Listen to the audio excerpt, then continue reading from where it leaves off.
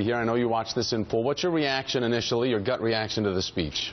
Well, it's a hell of a speech. It was beautifully put together. A lot of brilliant moves in it. The charm offensive in the beginning, the reference to the Old Testament, which will help with evangelical supporters of Israel. The reference to, obviously, to World War II. The call of never again, a very strong appeal, especially with Elie Wiesel there. All that was great, warming up to the point that he made his claim. Now, his claim is basically the president is on soft ground here. He's made a bad deal. There is no really good deal in. He says we should have a better deal. He implied that he would be a better bargainer than the president. But no one believes that. There was not going to be a plan coming out of Europe, approved by European states, which would have insisted on and gotten a better deal from the Iranians.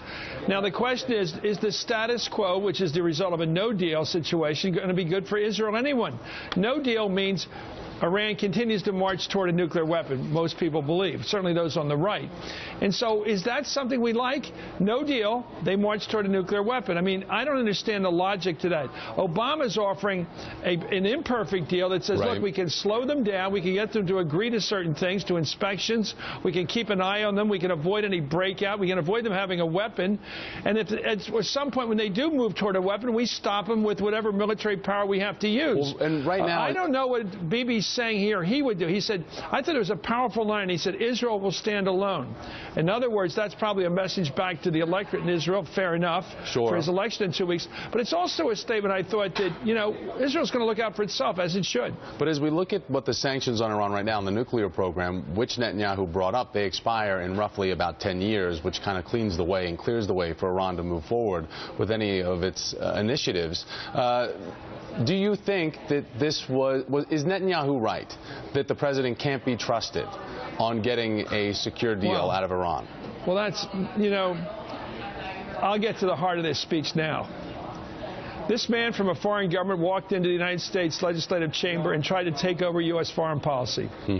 He said, you should trust me, not your president, on this. I am the man you should trust. I am your true leader on this question of U.S. geopolitics. To protect yourself, you must listen to me and not to this president. It was a startling situation to allow someone to come in knowing that that was going to be their message in the chamber of the U.S. Congress. This was a decision made by and certainly complied with by Netanyahu and his ambassador Dermer. They went into the U.S. Congress to take over U.S. foreign policy today from the president. It's a remarkable day when the leaders of the opposition in Congress allowed this to happen. Think it through. What country in the world would let a foreign leader come in and attempt to wrest from the president control of U.S. foreign policy? And that's what the applause was about today. That was what the battle of applauses was about, to take power away from the president. So we'll see. It may succeed. We may see that there's going to be a lot more legislative intent here in terms of any treaty, a stronger push by Congress to insist on a vote up or down on any treaty. But clearly that was what was going on here. When it comes This was a takeover attempt by Netanyahu with his complying American partners to take American foreign policy out of the hands of the president. Chris, as you say, it was stunning, especially when we get certain reaction. The Atlantic's Jeffrey Goldberg reacting, saying the case against the Iranian regime is strong and the case against concessions is strong. But what is the plan? As you point out, Netanyahu saying Israel will stand alone, but we're still vested as taxpayers, committed by President Bush over a course of 10 years to $30 billion plus to the investment of their securities. So they will not stand alone. They'll always be supported by our taxpayer dollars. The United States has been the checkbook power for years in terms of Israel and Egypt, both to keep the treaty there and also just support them militarily. That's a fact of life. But what I think is fascinating is for first of all, somebody called him the head of state. He's not even the head of state of Israel. He's the head of government. To come into our government, into our legislative body and say, here's what you guys ought to do, and here's where your president's wrong, and I can get a better deal. What is the better deal? He's going to get. He never mentioned Europe. He never mentioned France or Britain or Germany or Russia, any of the countries we would need to be on our side in any real deal.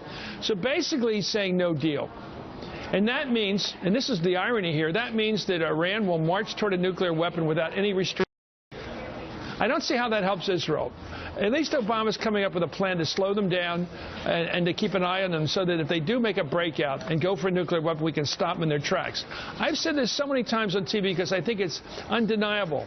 No American president, left, right, or center, especially not a left-center president like Obama, could ever allow a nuclear weapon in the hands of the Ayatollahs. It will never, ever happen, because if that ever happened, that president would be finished. And so it's very important to keep your eye on the ball here. Keep nuclear weapons out of the hands of the Ayatollahs. That's what we all want to do. Obama has the plan to do it. I don't think Bibi has a plan.